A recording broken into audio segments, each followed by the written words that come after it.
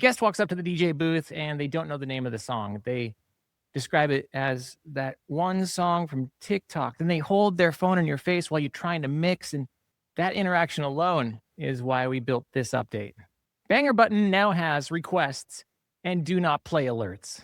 If you DJ weddings, clubs, bars, private events, school dances, or anywhere humans are allowed near the booth, this update is for you. Banger button is a desktop DJ assistant from Crate Hackers. It reads what you're playing in Serato or in Virtual DJ.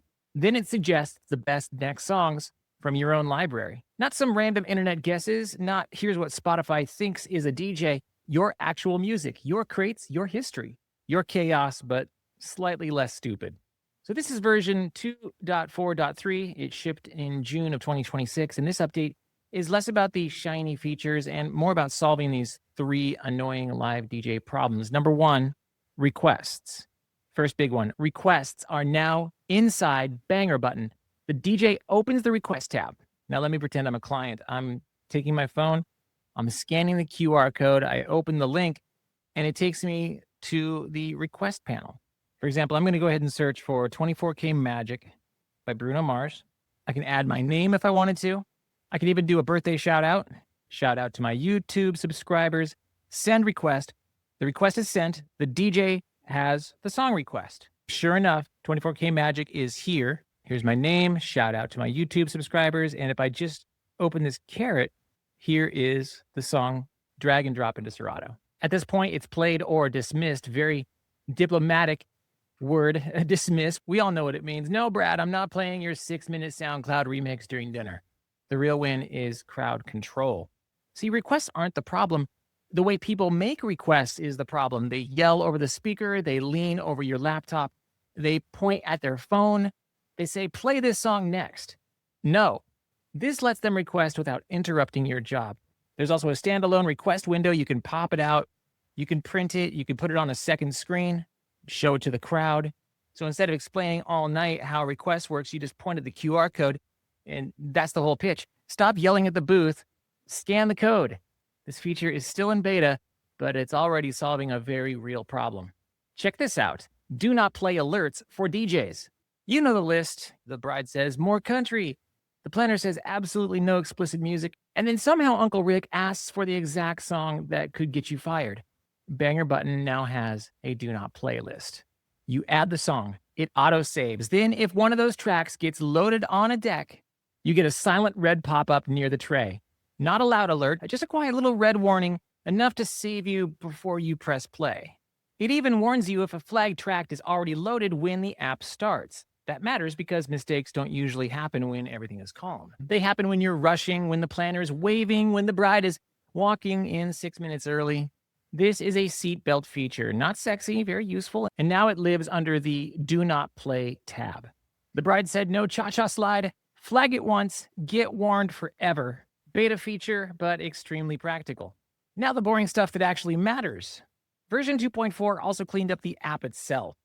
The header is cleaner, there's one gear menu, and the app version is shown in line. You see a green up-to-date indicator or a red click to update indicator.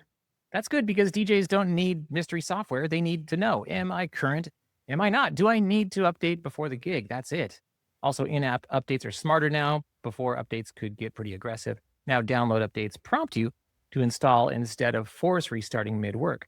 And that's going to matter because nothing says professional tool like not randomly restarting while someone's trying to prep a wedding. On a Mac, there's also a better full disk access prompt.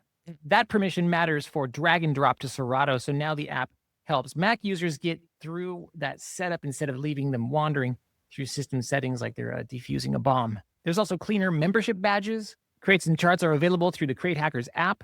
Requests and do not play are currently in beta and ready for your testing. So now you know what's stable, what's included, and what's actively being tested.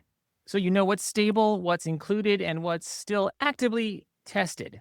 Virtual DJ got some love too. Version 2.4.3 adds virtual DJ deck sync. It also improves switching between DJ software, and it gives you better empty library states, which is good because nothing's showing up as not a good user experience. There's also some fixes for stale library paths. Google Drive and cloud storage path resolution got cleaned up too. This is going to matter a lot for the DJs who keep libraries in cloud folders, the external drives, weird folder structures, or some cursed setup they put together back in 2017. You know who you are. Now, we're not pretending everything is done. The next focus is performance and stability. That means the app needs to feel lighter. It's got to be safer on these DJ machines, mid-gig. Mac stability still matters. Serato library reading on a Mac OS needs to be faster and more reliable for more users. That's priority number one.